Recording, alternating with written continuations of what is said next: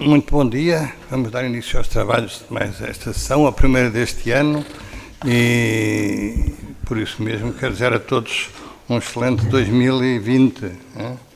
Excelente para cada um, excelente para a Academia. A nossa sessão hoje foi reduzida a uma comunicação, pelo que, de alguma maneira, felicito o confrade Pedro Ramano Martínez, que terá assim mais tempo, mais disponibilidade, e todos os participantes na discussão. Isto porque o académico António Menezes Cordeiro está retido em casa com uma gripe própria da estação. Eu queria também informar os presentes que, com o Sr. Vice-Presidente, acabamos de propor uma reunião da classe de letras para o dia 28, é uma terça-feira, dia 28, às 14h30, e com a finalidade, um tema único, que é preparar a nossa participação no plenário da Academia do dia 30, que é um plenário que, como devem estar recordados, vai tratar, e espera-se que seja a última reunião, porque os trabalhos são avançados, da questão dos estatutos, da revisão dos estatutos. Portanto, é um assunto de magna importância. Nós, no último plenário de efetivos, discutimos com grande, penso eu, com bastante eficácia esta questão. Chegámos a uma série de posicionamentos consensuais, a maior parte deles, mas ficaram ainda em aberto algumas questões, particularmente a questão de quais o aumento e para onde é que vai orientar o aumento de secções na nossa classe, não é? Ficaram, enfim, mais ou menos encaminhadas as questões, mas não está definido. Pronto. Este e outros assuntos, porque foi um plenário de efetivos, e agora o que nós propomos é uma reunião com efetivos e correspondentes, uma reunião formal e preparatória dessa sessão plenária. E, posto isso, não havendo nenhuma questão a levantar relativamente a este tema, estas informações, eu dava a palavra ao nosso secretário. É uma ata, portanto, ao da doutora Teresa Rita Lopes, mas ela hoje não pôde vir. Portanto, esta é aos 14 dias do mês de novembro de 2019. Aos 14 dias do mês de novembro de 2019, sob a presença do Sr. Presidente Jorge Gaspar, reuniu a classe de letras da Academia das Ciências de Lisboa, estando presentes os académicos efetivos António Dias Farinha, Jorge Barbosa Gaspar, Manuel Porto e Manuel Viegas de Abreu, os académicos correspondentes Duarte Ivo Cruz, Eduardo Lucas Coelho, José Luís Brandão da Luz, José Luís Pinto Ramalho e José Augusto Soutomé Pizarro, o académico emérito Joaquim Cerqueira Gonçalves e o académico honorário Eduardo Arantes de Oliveira. Justificaram as faltas Albano Estrela, Bernardo Herolde, Carlos Ascenso André, José Adriano Freitas de Carvalho, José Esteves Pereira, João Abel da Fonseca, Michel Renaud e Teresa Barata Salgueiro. Começou por se proceder à leitura e à aprovação da ata da sessão do dia 24 de outubro. De seguida, o Presidente deu conhecimento de iniciativas próximas da Academia. Deu depois a palavra ao académico José Augusto Soutomé Pizarro para apresentar uma comunicação intitulada Afonso X, o Sábio, Rei de Castela e Leão e os seus parentes portugueses. Começou por sublinhar que o estudo das genealogias régias medievais é um caminho de investigação de grande fecundidade, e não apenas para a história social e política, tendo em conta a prática continuada de alianças entre as diferentes famílias régias peninsulares. No caso da genealogia de Afonso X de Castela, sendo esse exercício particularmente revelador dos elevados índices de endogamia que as suas linhas de ascendência comportavam. No estudo feito, em particular, pretendeu-se dar a conhecer o importante número de enlaces das famílias reais leonesas e castelhanas com Portugal, dos quais resultou um grupo muito nutrido de familiares portugueses de soberano, alguns dos quais tiveram um papel muito relevante na sua vida, o que se conserva geralmente na penumbra. Abrindo-se um período de debate, tomaram a palavra os académicos Jorge Gaspar, Dias Farinha, Manuel Abreu e José Brandão da Luz, tendo o autor da comunicação dado alguns esclarecimentos complementares. Entrando-se no segundo ponto da ordem do dia, o Presidente deu a palavra ao académico Manuel Viegas Abreu para apresentar uma comunicação intitulada Para uma História da Psicologia em Portugal, o contributo da sinopse de Silvio Lima, 1949. Começou por referir que uma história da psicologia em Portugal está ainda por escrever, facto que é revelador da pouca atenção ou do menor apreço que os psicólogos portugueses têm dedicado à análise e avaliação de contribuições importantes de estudiosos, investigadores académicos e até mesmo profissionais de diversas áreas de intervenção prática para a consolidação e a expansão da psicologia do nosso país. Sendo certo que temos estudos parcelares sobre alguns autores, estudiosos e investigadores relevantes e sobre a influência de publicações ou criações suas, Não temos monografias sobre cada um deles e falta-nos um trabalho de conjunto suficientemente amplo em termos de horizonte temporal. O autor da comunicação sublinhou ter como propósito promover a tomada de consciência dessa lacuna e revisitar o artigo que Silvio Lima publicou intitulado A Psicologia em Portugal, no volume de 1949 da revista Biblos. Trata-se de artigo que constitui uma sinopse ou esboço-guia imprescindível para a organização futura de uma história da psicologia em Portugal. Silvio Lima reconheceu implicitamente a necessidade de uma obra de maior envergadura, mas não lhe foi possível dispor de uma equipa de investigadores indispensável à execução do empreendimento. Além da referência a 3 períodos bem diferenciados pelas características e protagonistas de cada um, Silvio Lima teceu considerações sobre tendências transversais a todos eles. Trata-se desse caminho apontado por Silvio Lima, que até agora não foi retomado. É por isso plenamente justificado submetê-lo a uma avaliação crítica, permite identificar tópicos da sua atualidade, sinalizar eventuais limitações, incentivar a sua continuidade e expansão. Terminada a apresentação, tomaram a palavra Joaquim Cerqueira Gonçalves e Augusto Sotomeu Pizarro, dando contributos complementares, bem como, de novo, o autor da comunicação. Pelas 17h20, o Presidente deu a sessão por encerrada. Muito obrigado. Está aberta a sessão para discutir o conteúdo desta ata. Tem a palavra o Confrade Braga de Macedo e depois o Confrade Fernando Batista. Muito obrigado. Eu, a recordação que tenho é justifiquei a falta, sei que de facto não assisti, mas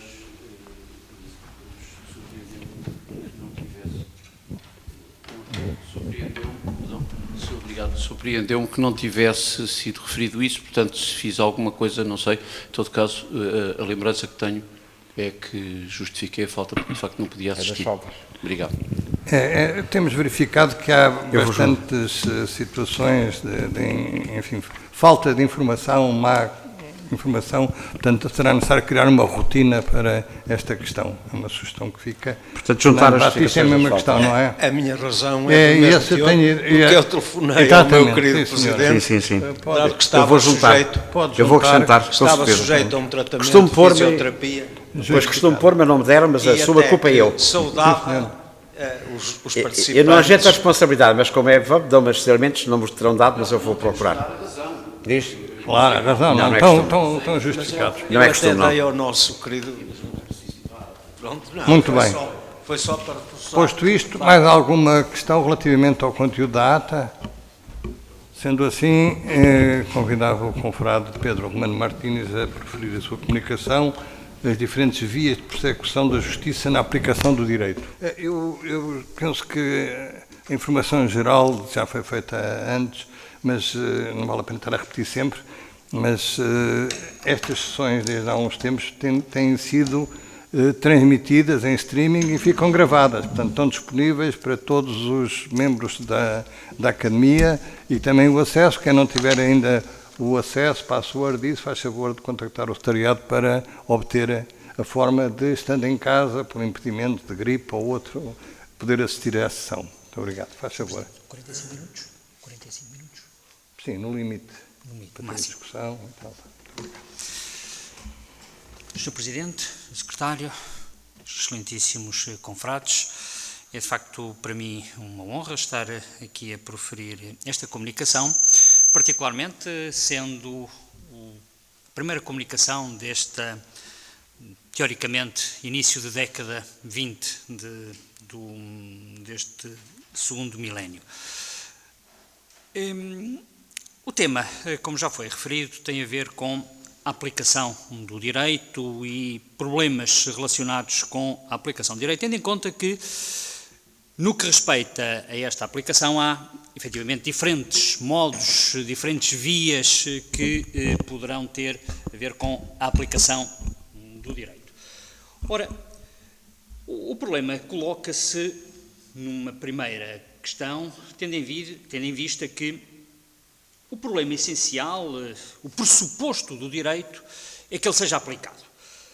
Na realidade, direito foi pensado para resolver problemas, para resolver questões de pessoas, não de animais, não de coisas.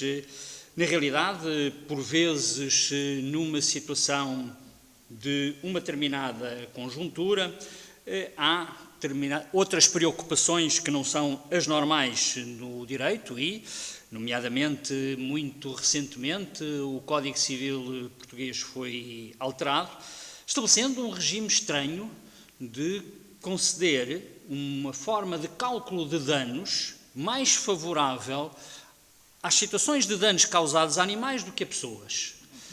Casos que, de facto, não correspondem à lógica e à finalidade do direito, mas diria que são problemas conjunturais que talvez não haja que ponderar tanto.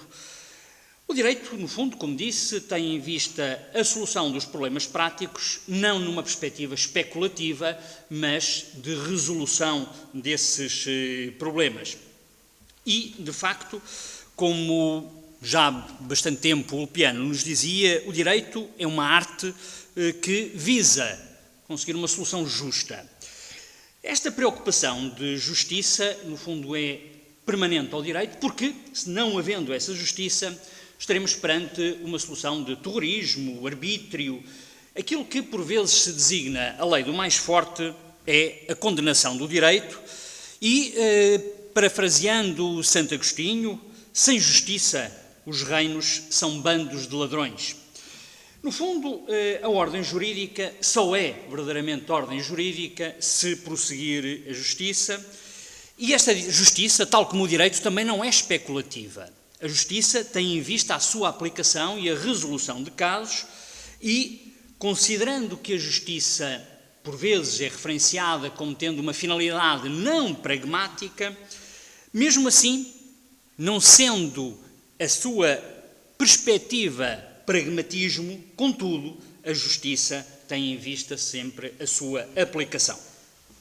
Há, pois, uma similitude entre o direito e a música, tal como na Nona Sinfonia de Beethoven, escrita em pautas num manuscrito. Ela verdadeiramente só é música quando uma orquestra a toca. Uma sonata para piano que esteja escrita em pautas, na realidade só se apresenta como música na medida em que um pianista a toca. A música realiza-se enquanto é tocada, o direito também. O direito realiza-se enquanto é aplicado. Não sendo aplicado, estaremos perante textos escritos, mas pressupõe a aplicação. E, na realidade, nesta ligação com a música, o pianista dá vida à música, como um jurista pode dar vida ao direito, através da realização. E há também um aspecto de parecença, na medida em que esta aplicação da música não é igual. Difere o pianista que toca a mesma sonata, fá-lo-á de diferentes modos, consoante a qualidade do piano, consoante a qualidade acústica da sala, o público-alvo, ou seja, não há uma forma unitária de tocar a música, também não há uma forma unitária de aplicar o direito. No fundo, a norma jurídica tem também diferentes aplicações, tem diferentes interpretações, há maleabilidade relativamente a cláusulas gerais, conceitos indeterminados que se adaptam a cada situação, a cada caso, porque não há casos iguais. E na aplicação do direito há que fazer uma distinção entre os critérios designados normativos, em que prevalece a justiça, a confiança, daqueles outros não normativos, em que frequentemente se indica como solução, uma solução discricionária.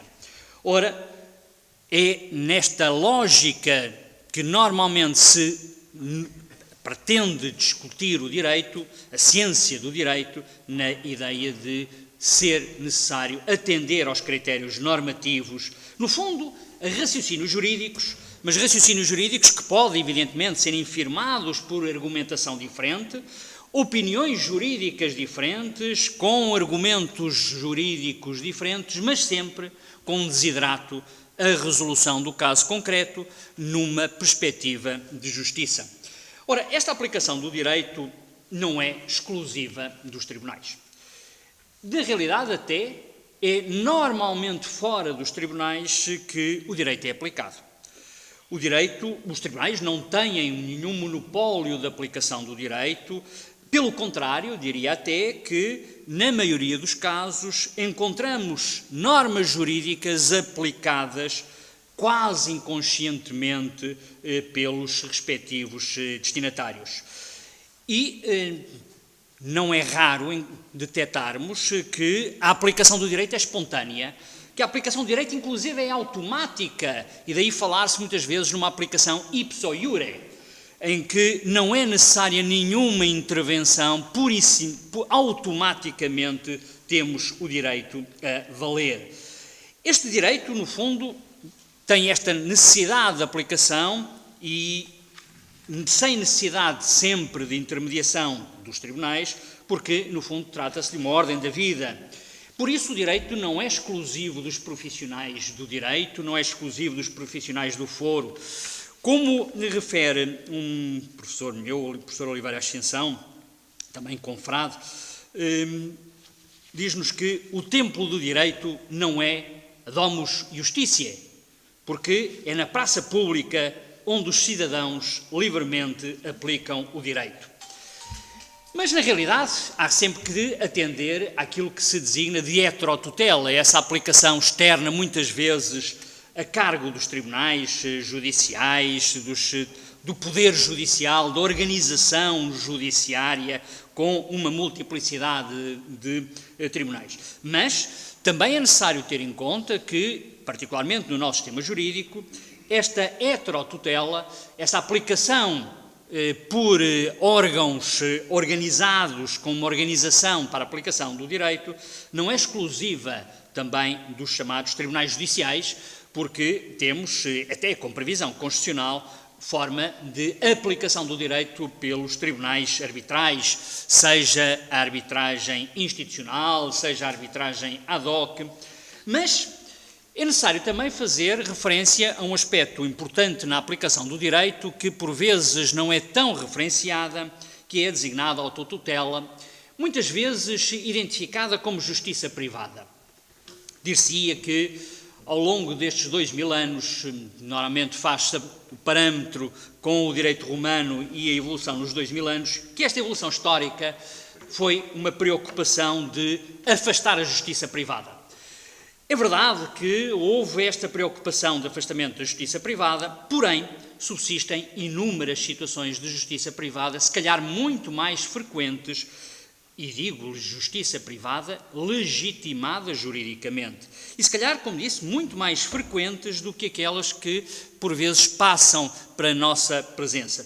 Associamos frequentemente a justiça privada às situações de legítima defesa, de estado de necessidade, mas há, na prática, situações muito mais frequentes da chamada justiça privada, com direito de retenção, com tomadas de posse não judiciais, com execução extrajudicial de garantias, nas relações de vizinhança, uma multiplicidade de situações e, por vezes, no dia-a-dia, a compensação que bancos fazem de dívidas que os clientes têm funcionam como formas de justiça privada perfeitamente legitimadas através deste Instituto da Compensação. Há uma multiplicidade de outras vias, muitas vezes não associamos, mas também, se calhar, a greve é uma das outras hipóteses de justiça privada. Enfim, subsistem múltiplas hipóteses, ou seja, há, de facto, aqui uma aplicação do direito variada, não só através de mecanismos de heterotutela, mas também,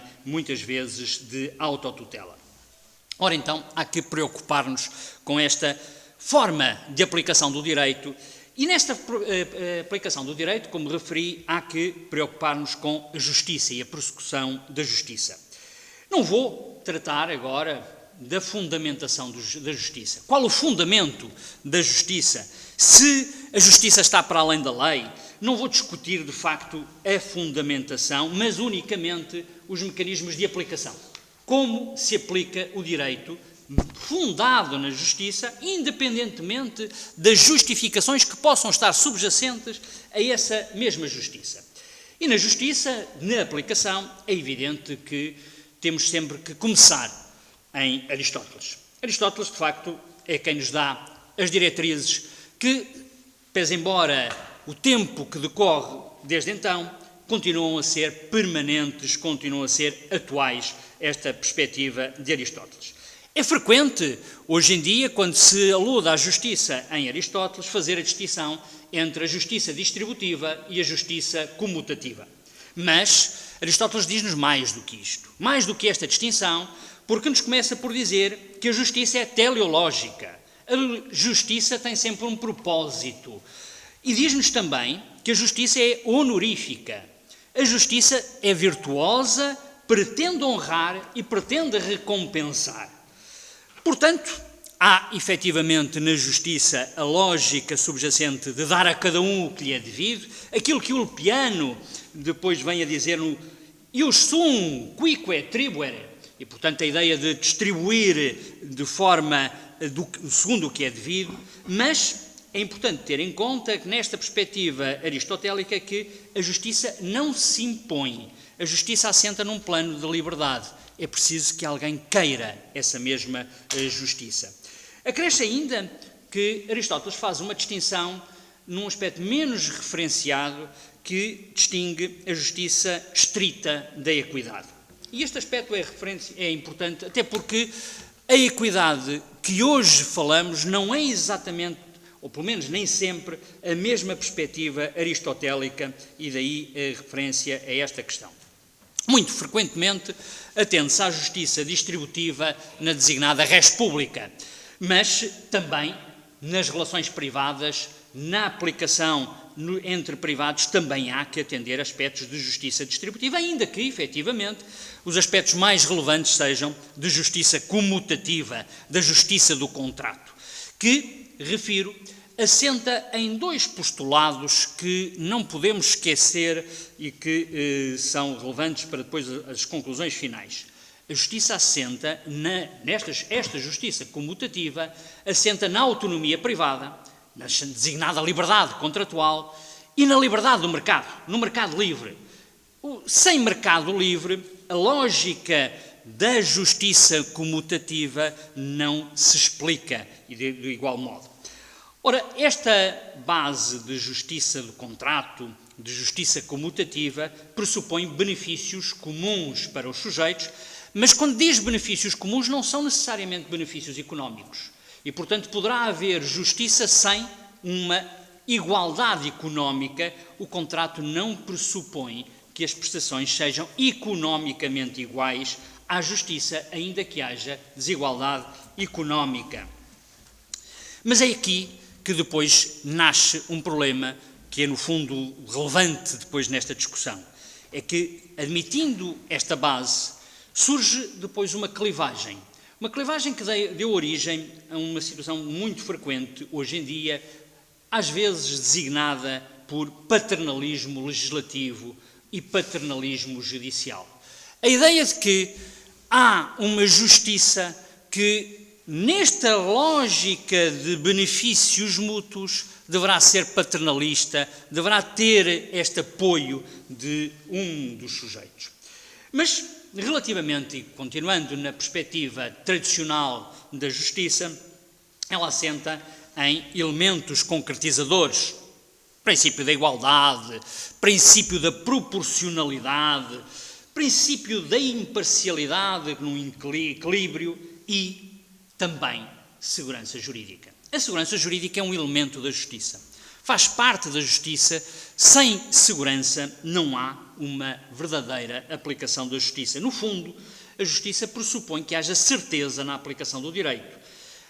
Há variedíssimas manifestações de soluções que poderiam parecer à primeira vista, numa perspectiva menos aprofundada do direito, que seriam de injustiça. Quando, por exemplo, se determina que é irrelevante o desconhecimento da lei, que o caso julgado não pode ser posto em causa, que alguém pode adquirir a propriedade que era de outrem por via da usucapião, que a prescrição, o decurso de um prazo, não permite depois o exercício dos direitos.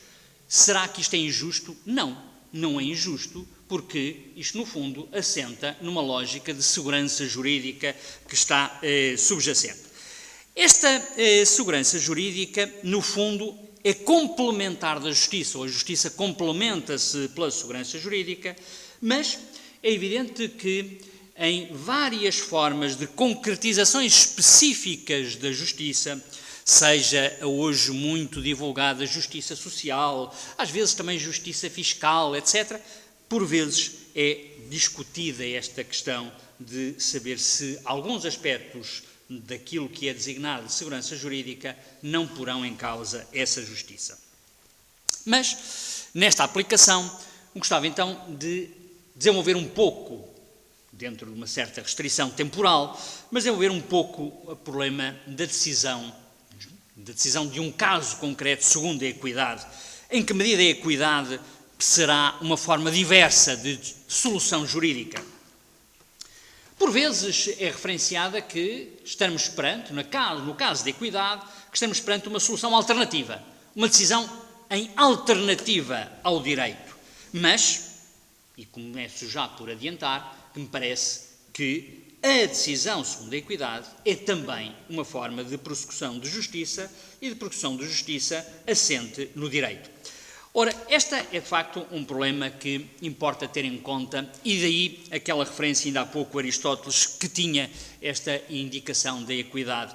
E dizia-nos que essa equidade surgia para resolver a justiça do caso concreto, para apresentar uma solução de justiça do caso concreto, no fundo, identificando casos em que a aplicação estrita do direito poderia ser injusta, e então a equidade seria a forma de complementar essas situações. E daí que frequentemente se associa a equidade à igualdade, à imparcialidade, mas também à justiça nesta perspectiva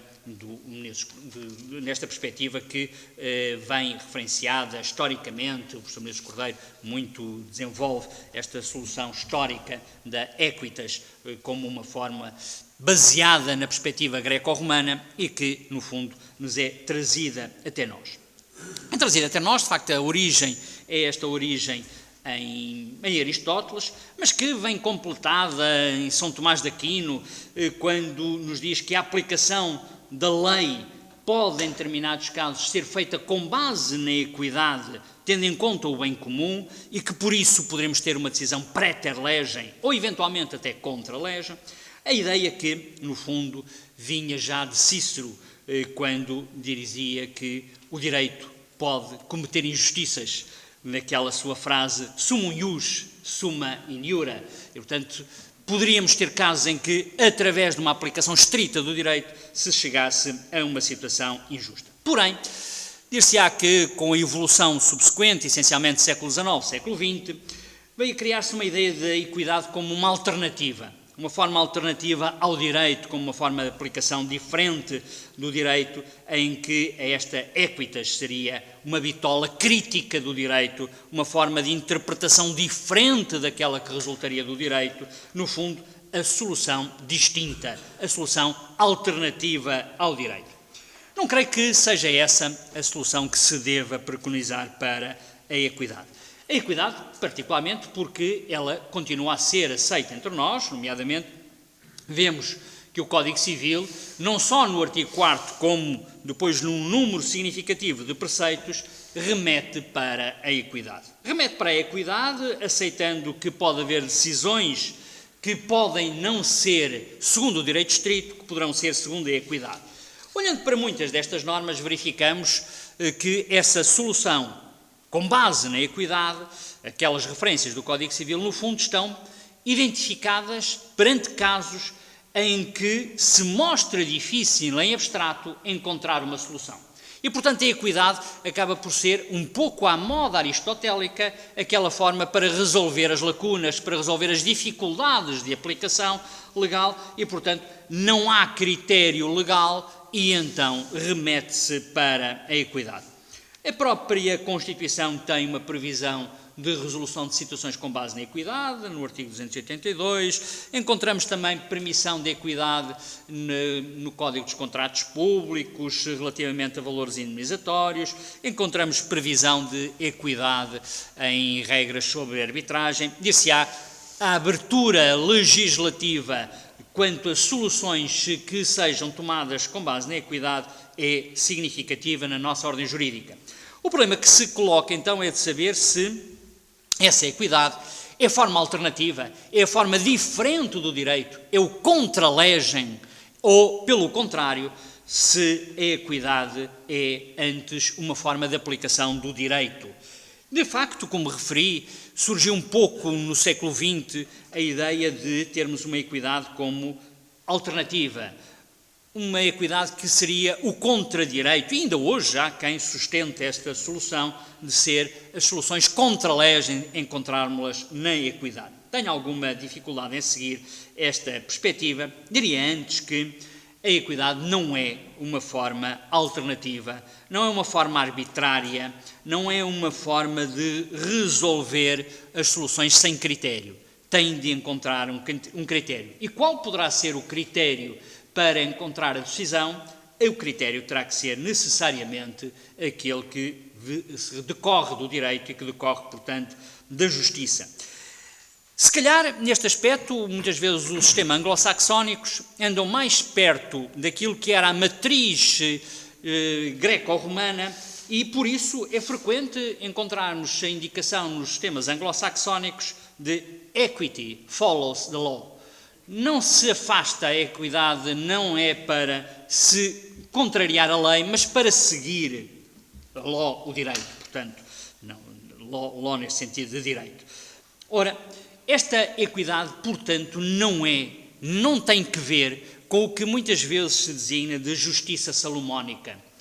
E não é nenhuma crítica à justiça salomónica, até porque a justiça salomónica é frequentemente aceite, inclusive com previsões legais em que até o Código Civil tem algumas previsões quanto à possibilidade de justiça salomónica. Tem justiça salomónica a propósito de situações de responsabilidade civil que manda de repartir 50% para cada lado, ou no caso de obrigações plurais. Há, efetivamente, situações de justiça salomónica, todavia, essas não são soluções que resultam da equidade. É um outro critério que, em determinadas circunstâncias, poderá existir. A equidade, pelo contrário, é uma fórmula que tem em vista resolução de alguns problemas concretos, mas assenta em critérios jurídicos, assenta na aplicação do direito. Claro que poderá juntar a esses critérios jurídicos outros, nomeadamente económicos, que muitas vezes têm que ser ponderados numa determinada solução, mas não deixa de ter por base as soluções jurídicas, não pode deixar de ter por base as soluções jurídicas. E por isso, as designadas decisões ex aequo et bono, proferidas por um tribunal, proferidas por árbitros, têm, no fundo, nesta perspectiva, uma base de justiça, ou seja, naquele entendimento aristotélico de termos um justo que pressupõe a aplicação do direito. Portanto, naquela distinção que por vezes encontramos e que, nomeadamente, o nosso confrade Menezes Cordeiro refere, diria que a equidade não é uma fórmula forte de afastamento do direito, antes, pelo contrário, assenta numa ideia de não ignorar o direito positivo, de o aplicar, adaptando as situações a uma determinada realidade, porque tem que haver critérios, e esses critérios são os critérios do direito de aplicação com menor rigidez, com determinado ajustamento, maleabilidade relativamente à situação, mas é sempre a concretização deste caso. Mas, como disse, a equidade pressupõe uma determinada permissão na sua aplicação, como resulta do artigo 4º do Código Civil, não é em todas as circunstâncias que poderemos resolver com base na equidade, e por isso há que pensar na forma tradicional, normal de aplicação do direito, e essa forma normal é de justiça. O direito aplica-se prosseguindo a justiça no caso concreto. E nesta aplicação da justiça, sem fazer um grande desenvolvimento sobre estes aspectos, mas é evidente que há variadas perspectivas nesta aplicação.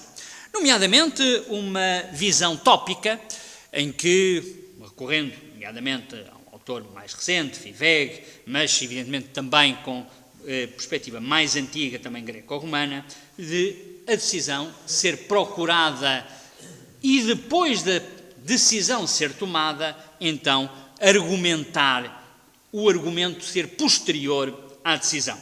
É uma forma que me parece invertida de solução, uma forma de encontrar a resolução do caso posterior, e depois de encontrar a resolução do caso, é que se argumenta, diria que há aqui uma inversão metodológica na sua aplicação.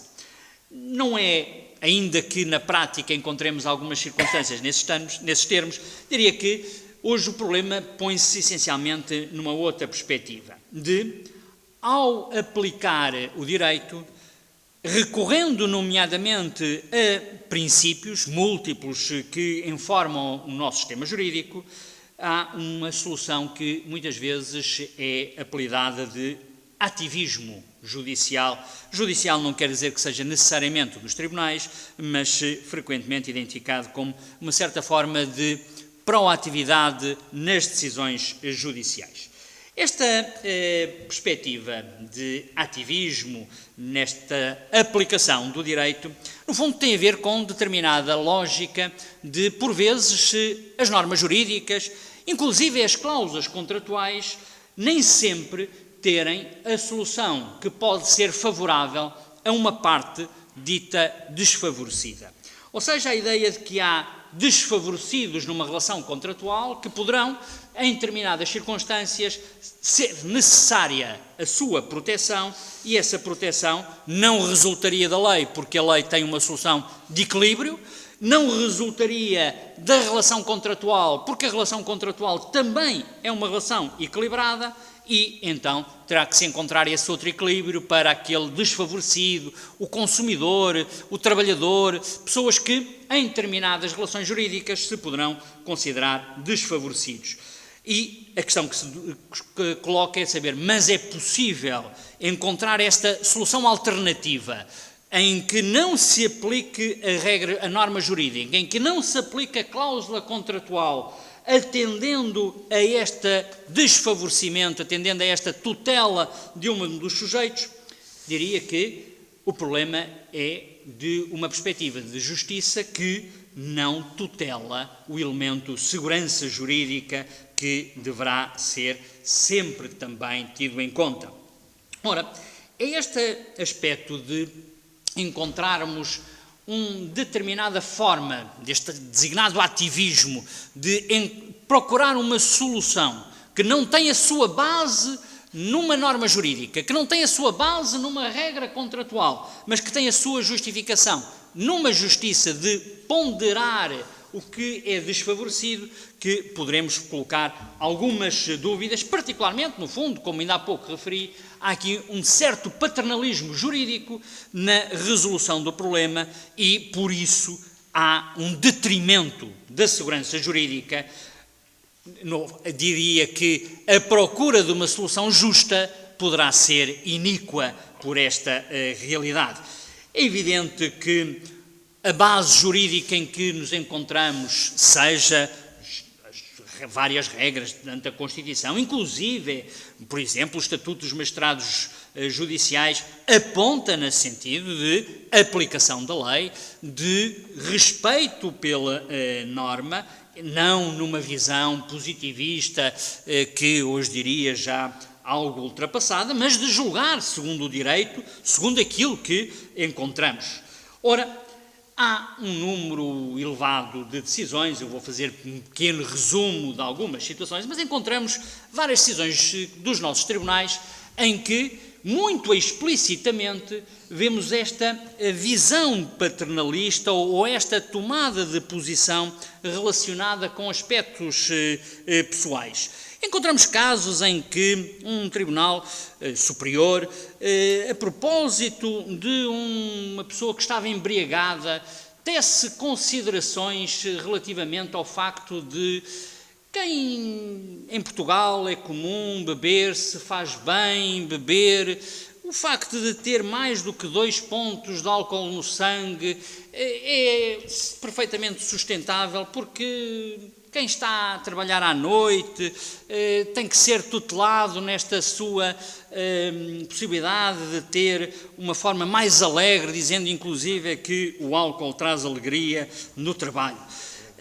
Ou uma situação em que, também bem divulgada na comunicação social, em que se admite que uma determinada concepção religiosa, histórica do papel da mulher na violência doméstica é determinante para a forma de solucionar o litígio.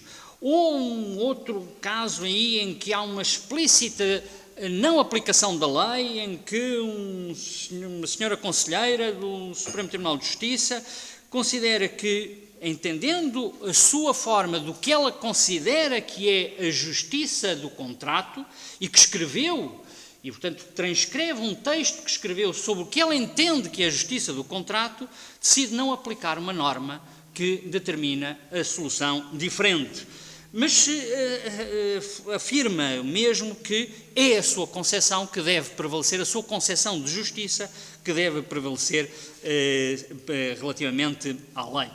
Poderemos encontrar um número elevado de situações, e isto não é só de tribunais portugueses, até porque os tribunais portugueses, nesse aspecto, diria que até são dos mais cumpridores, não é de forma nenhuma.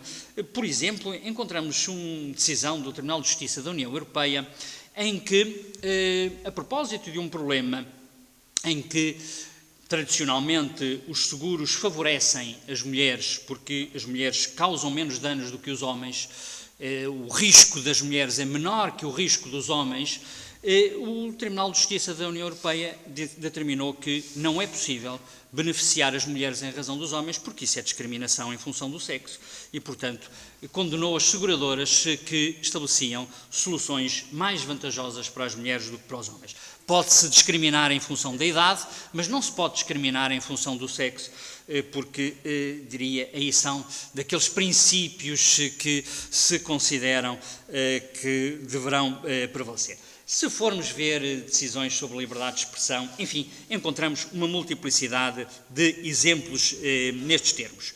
Ou seja, no fundo, o problema que está aqui em causa é saber se a liberdade que é própria da relação contratual, a autonomia privada pode ou não ser posta em causa nestas situações em que uma determinada convicção do julgador pode decidir de maneira diferente se isso não coloca em causa a segurança jurídica.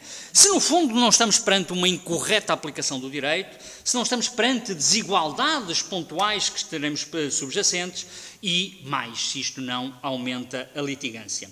E do ponto de vista económico, eu diria que estamos perante um exemplo, vou apresentar um exemplo claro em que este ativismo é anti-económico. É anti-económico com um exemplo muito fácil de verificar. Pelo facto de, nos tribunais brasileiros, serem particularmente ativistas. Os magistrados brasileiros decidem, de facto, com base no coração, muito frequentemente, em múltiplas decisões. Relativamente aos seguros de saúde, os tribunais brasileiros normalmente não aceitam qualquer cláusula de exclusão de cobertura, não aceitam qualquer forma de delimitação do âmbito da cobertura de um seguro de saúde. Qual foi a consequência? Muito simplesmente, os seguros de saúde no Brasil custam 10 vezes mais do que em Portugal. Os brasileiros não são mais doentes do que os portugueses. Há uma, diria, relativa similitude económica entre ambos os países, contudo, é 10 vezes mais caro fazer um seguro de saúde no Brasil do que fazer em Portugal, e isto tem que ver, essencialmente, com ativismo judicial. Há, efetivamente, na própria área seguradora, um item risco judicial que se estabeleceu no Brasil relativamente a esta situação. No fundo, e para concluir, diria que a segurança jurídica na aplicação do direito é um aspecto essencial.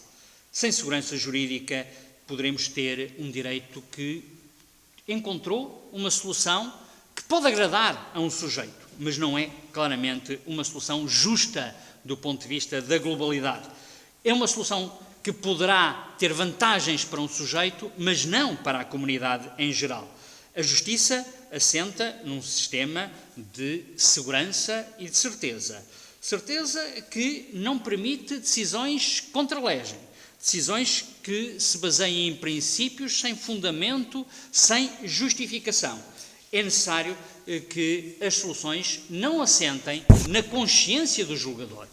Têm que assentar numa fundamentação, numa aceitabilidade da decisão.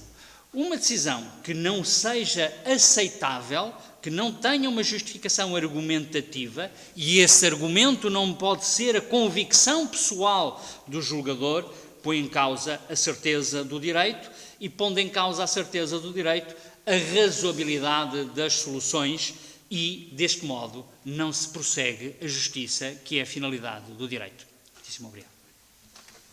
Muito obrigado pela valiosa comunicação. Certamente vai dar uma discussão, imagino, bastante interessante.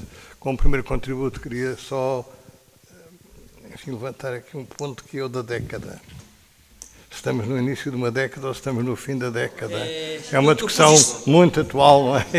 Mas, enfim, para não ficar aqui dubitativos. Exatamente. Bom, mas há outras questões que certamente os confrades quererão levantar. Eu seria o primeiro por uma, que é a questão da justiça territorial, se isso faz sentido, porque os animais, enfim, ficaram definidos, vão ficar enquadrados, os territórios, que é uma coisa que hoje está muito, enfim, na ordem do dia, inclusive existem conceitos como coesão territorial, até existe um fundo de coesão dentro da nossa União Europeia, enfim, era um princípio de um tema para discussão. Então tem a palavra o confrade Braga de Macedo. Eu apreciei muito, não sei se é a primeira comunicação do confrade, mas é certamente a primeira que ouço, e fiquei muito contente em ouvi-lo por todas as razões. Tenho uma dúvida e depois algumas sugestões. A minha dúvida tem a ver com a analogia musical. Naturalmente, adoro música, toco como os meus vizinhos, mas, quer dizer, o belo e o justo ensinam-nos na escola primária que não é a mesma coisa. Portanto, talvez não tenha percebido o poder da analogia, mas para mim, enfim, não. Qual é a segurança de uma sonata? Agora, as questões que eu tenho têm a ver com... Eu achei muito interessante a maneira como encontrou um equilíbrio, um trade-off entre segurança e a justiça. Naturalmente são dois objetivos, ambos eles atendíveis, temos que encontrar um equilíbrio e pareceu-me, mas talvez me engane, que pendeu um bocadinho mais para a segurança do que para a justiça. Portanto, isto é muito impressionista, mas fiquei com essa convicção. E aí fazia-lhe uma sugestão, falou na economia uma ou duas vezes.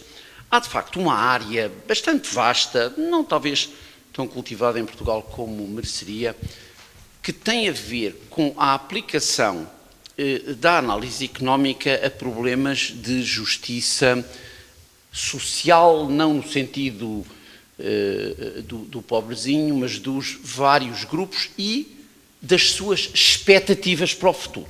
Portanto, é aí que realmente vai entrar em colisão quase a questão da justiça e da segurança, mas a verdade é que nós não podemos, pura e simplesmente, ignorar o futuro, porque a razão da importância da segurança é o futuro.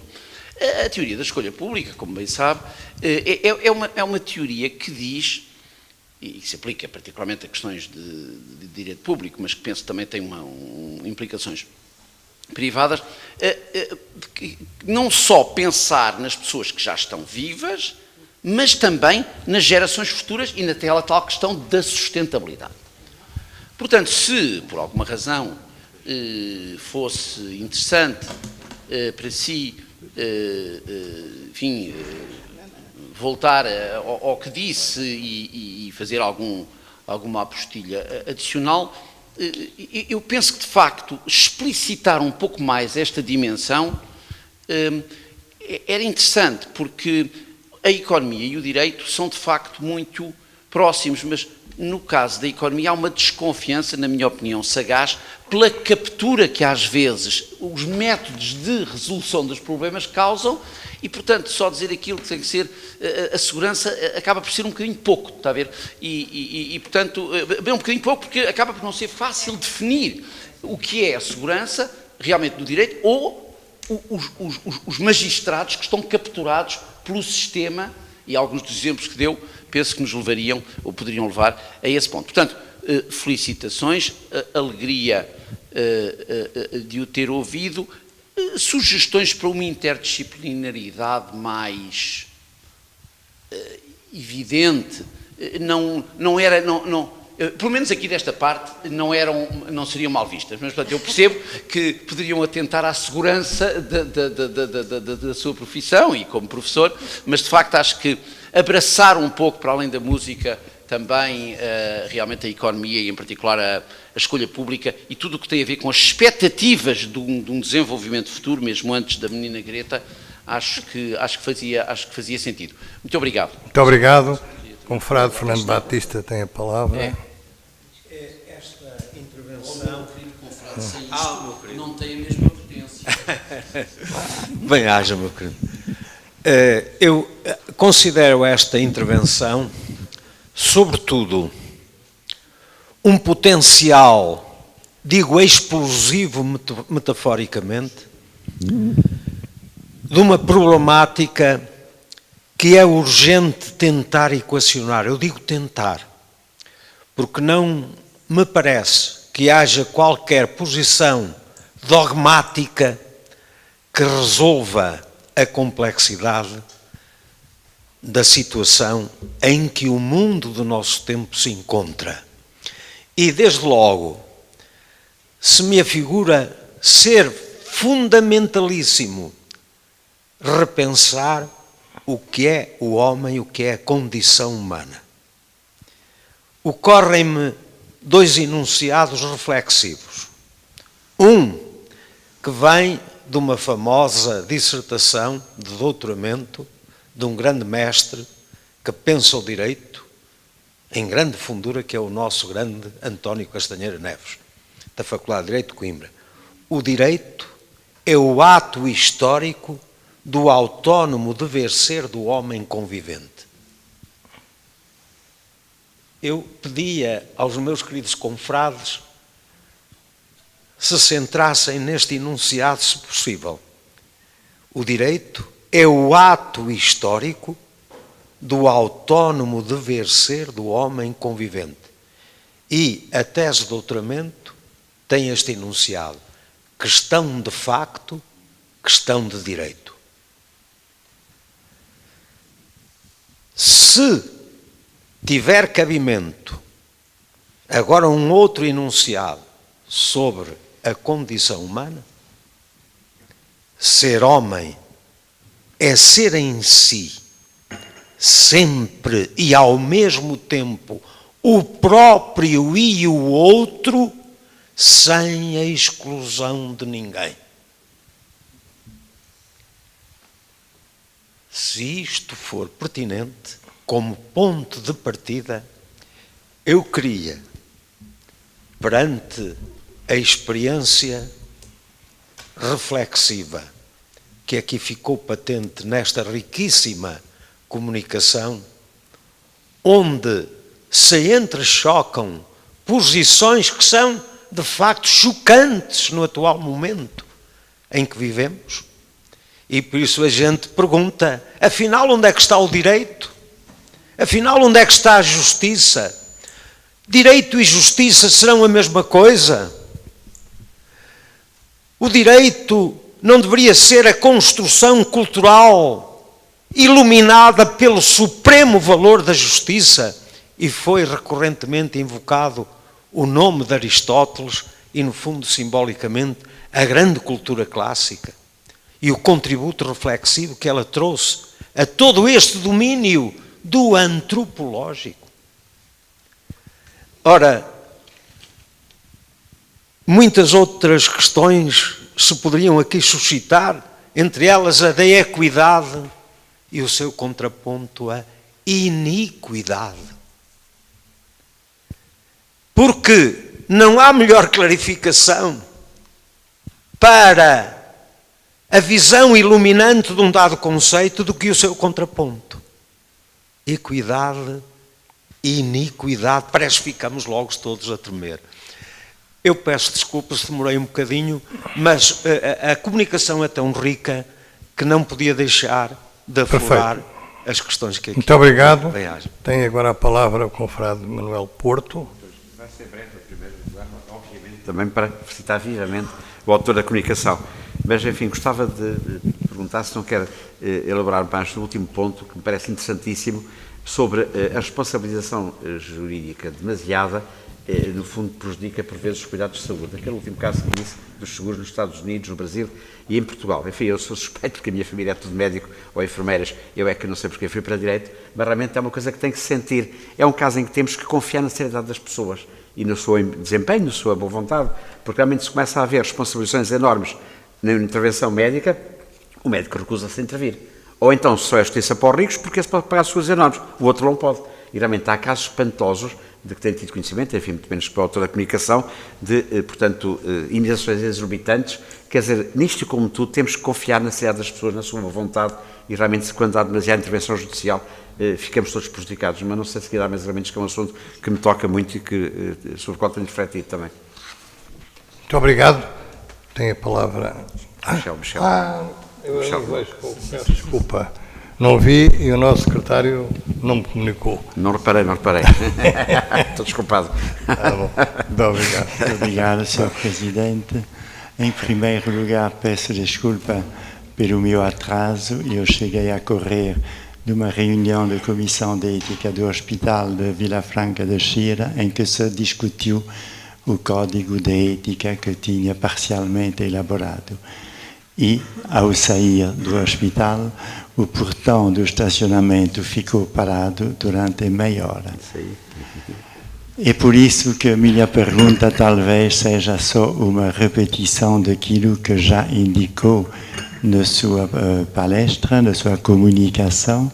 Eu queria saber como é que o direito considera precisamente a questão aristotélica da equidade, porque a equidade vai no sentido, no sentido de Aristóteles, vai exatamente no sentido do que as suas últimas palavras recusam, em nome de uma igualdade, por assim dizer, mais formal, assegurando os mesmos direitos a todos. E então, será que no direito a equidade aristotélica é algo de simpático do ponto de vista da filosofia antiga, mas que já não tem cabimento no direito de hoje? Muito obrigado. Agora sim, tem a palavra. Sr. Presidente, muitíssimo obrigado e agradeço muito as comunicações e as palavras extremamente simpáticas que me foram dirigidas. E, seguindo exatamente a ordem das questões que foram colocadas, Sr. Presidente, de facto, fiz até esta alusão que hoje tem havido uma certa tendência para apresentar vários tipos de justiça. Falei em justiça social, justiça fiscal, acrescentamos justiça territorial, ou seja, a ideia de pormenorizar a justiça para explicar determinados aspectos pontuais, determinadas situações. É evidente que, tal qual como poderemos falar numa justiça fiscal, também haverá uma justiça territorial relativamente a aspectos de ordenamento do território, de relacionamento das pessoas com o meio ambiente, etc. A grande dificuldade é que, muitas vezes, esta questão de justiça aqui é utilizada numa forma um pouco vaga, menos específica do que é que está subjacente. Não tanto no sentido que eu estava aqui a tentar utilizar de modo de encontrar a solução, de procura de uma solução, mas antes de justificação. Quando frequentemente se fala em justiça territorial, ou em justiça social, ou em justiça fiscal, é uma forma de explicar porquê. E, portanto, é mais a explicação do fundamento do que propriamente da razão da solução. E se calhar por isso pegava já na última questão, porque peço desculpa de fazer este salto relativamente às intervenções anteriores, mas de facto a minha perspectiva, independentemente de outras considerações, não foi da equidade no sentido da sua justificação e do fundamento de encontrar, mas sim como modo de aplicação, de resolução de casos concretos. E por isso a ideia, evidentemente, quando eu falei de Aristóteles, naquilo que identifiquei, o fiz num aspecto muito limitado, só naquilo que respeita à aplicação. E por isso a equidade que atendi não é tanto nessa perspectiva ampla de encontrar uma justificação para o direito, mas antes numa forma de encontrar uma razão para as soluções concretas. E nesse sentido, no nosso sistema jurídico em Portugal, a equidade só pode ser usada na medida em que se encontre ou uma permissão legal ou um acordo dos sujeitos para essa mesma via da equidade. Portanto, não poderemos aplicar uma solução, dar resposta a um caso concreto com base na equidade, se não tivermos uma destas hipóteses. Ou porque a lei nos diz que essa é a via, ou porque estamos perante uma permissão das partes. Dir-me-á, isso é uma perspectiva positivista. Sem dúvida que há aqui um positivismo inerente a esta explicação, mas foi um pouco aquela postura com que iniciei.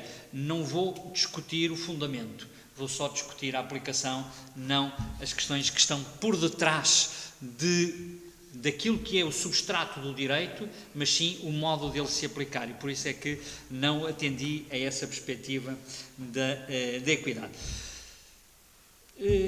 Disse-me com frase do Braga Macedo. Bom, eu de facto, a analogia musical, enfim, é uma forma um pouco, poderá ser esdrúxula de explicação, mas verdadeiramente a analogia que eu queria era tão só dizer que o direito, sem ser aplicado, é como uma música que não é tocada. Portanto, se não tivermos aplicação do direito, poderemos ter normas jurídicas que estão num determinado diploma, num código, mas se não são aplicadas, isto não sabemos o que é. Para o conhecermos, temos que o aplicar. Sem a aplicação. E o mesmo na música. Olhando para uma pauta, não sei o que lá está. Preciso de ouvir o pianista, porque como eu não sei tocar piano, preciso de ouvir o pianista para ter essa percepção da música e daí essa analogia. Aqui uma explicação do meu vizinho da esquerda que me deu a entender que a pergunta que eu fiz estava mal feita e, portanto, eu retiro.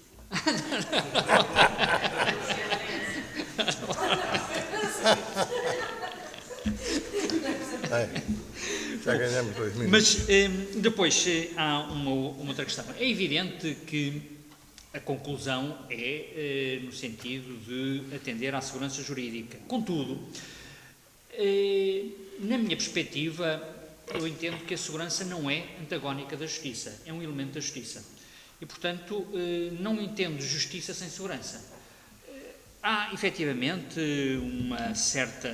muitos autores que fazem esta dicotomia, dizendo justiça é uma coisa, segurança jurídica outra.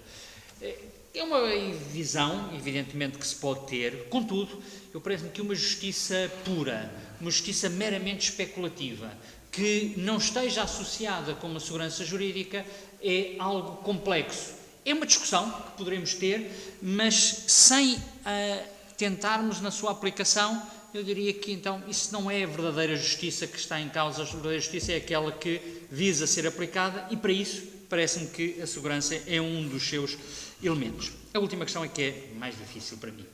A última questão que me colocou deste problema da perspectiva, da expectativa futura da economia naquilo que efetivamente para o direito, eu diria numa perspectiva mais, se calhar numa chamada justiça distributiva, do que tanto da comutativa, mas eventualmente também na comutativa, mas esta perspectiva da expectativa é algo complexo.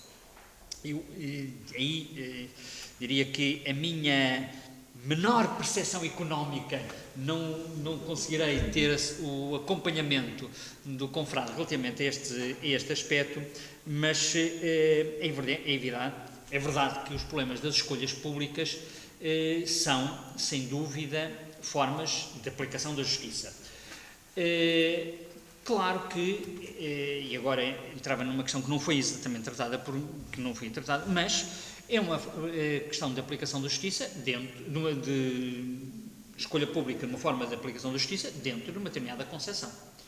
Ora, este problema das concepções relativamente ao que será a justiça nesta perspectiva de futuro, claro que só poderão ser minimamente credíveis na medida em que haja segurança jurídica. Se não tivermos a segurança jurídica, eu creio que então ficaremos nesta lógica de que há algo que se espera, há algo em que se assentou e que futuramente se imaginaria que lá se chegaria, mas se a segurança jurídica não der este apoio a esta perspectiva da segurança, diria que a justiça servirá de pouco neste caso. Mas não é a mesma segurança do que se conversa? Não, essa não é a mesma segurança jurídica, isto é expectativa num outro sentido. Relativamente às questões que me colocou, é evidente que o nosso confrade Cristiano Neves, eu por acaso até tinha uma frase que acabei, depois não li tudo, mas o nosso confrade Cristiano Neves diz a determinado passo de que a justiça é a alma na aplicação do direito. No fundo, é algo que nos obriga, que está subjacente a qualquer aspecto. E é evidente que, na perspectiva como acabou de referir, estamos perante, sem dúvida, um dever ser aquilo que deve ser a solução e na perspectiva de estarmos perante relações sociais, relações entre homens que convivem. E daí aquela minha logo inicial perspectiva. Não creio que o problema deva ser tratado em modos idênticos noutras realidades, animais, coisas, se é que é distinto, é nesta lógica de convivência que é suposto neste dever ser. Por favor. Só o reforço da metáfora, do simbolismo da música. A música é a bela arte mais criativa de todas na minha sensibilidade. Porquê? Ela harmoniza todas as diferenças. E agora transposta a metáfora para o domínio do social, é o direito, com a justiça, o valor da justiça, a iluminar as decisões jurídicas, a condição dessa harmonização em que todas as diferenças têm e devem ter o seu lugar. Pode retomar a harmonia. Com certeza. Obrigadíssimo. Muito obrigado por esta versão da harmonia. E quanto à questão do direito, se é diferente da justiça, eu vejo que é a mesma coisa. O direito prossegue a justiça. Se não prosseguir a justiça, e parafraseando novamente Santo Agostinho, então não é direito. Se não prosseguir a justiça, será o tal bando de ladrões, o reino do bando de ladrões de que se falava. Exatamente, tem que ser. É esta. Por fim, claro que quando falamos em equidade, sempre o que nos preocupa é que não haja iniquidades.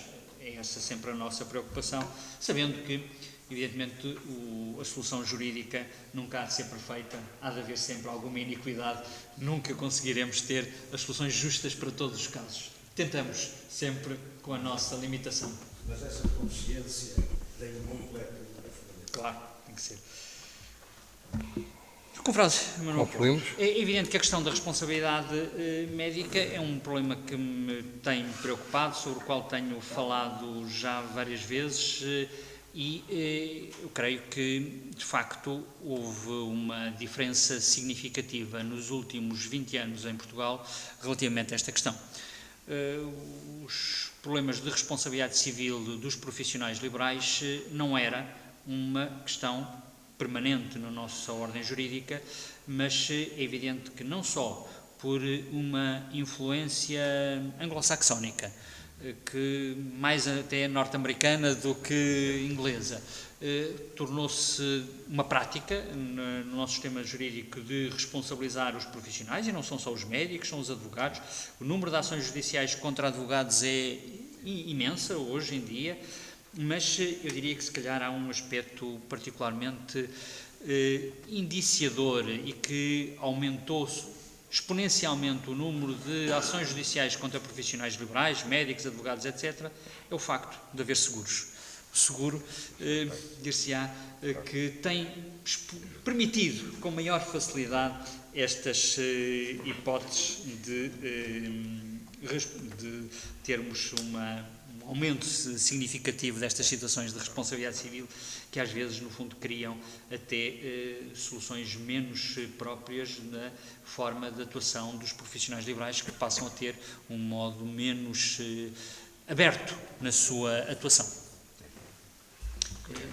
Tinha logo respondido no início, disse que... Muito bem. Concluímos? Por mim, Sr. Presidente, obrigadíssimo. Muito obrigado. Foi uma excelente sessão e uma excelente forma de iniciar o ano, seguramente o ano e a década. Não, a década também, o ano. Não a década, mas o ano. Bom, então eu para terminar queria reiterar a informação inicial. Dia 28, uma reunião em que estarão presentes os sócios correspondentes e os sócios efetivos. Ao Senhor Presidente, como era mesmo a primeira apresentação do Confrado, eu sou levado a pôr aqui uma questão à mesa. Há um termo lindíssimo nas academias anglo-saxónicas que é made presentation. A apresentação donzela. Eu propunha que algum dos linguistas aqui presentes arranjasse uma tradução portuguesa menos ridícula do que aquela ciência para podermos aplicar pela primeira vez. Sim. Muito bem. Apoiado. E tem alguma sugestão? Tem alguma sugestão? Não tenho. Apoiado. Não tenho. Apoiado. Uma segurança muito grande, não, nesta Não. donzela até parece um pouquinho. Mas ficamos todos a aguardar. Mas vou ser muito sincero. Ficamos a aguardar o seu contributo, que será fundamental mesmo para a Academia, penso eu.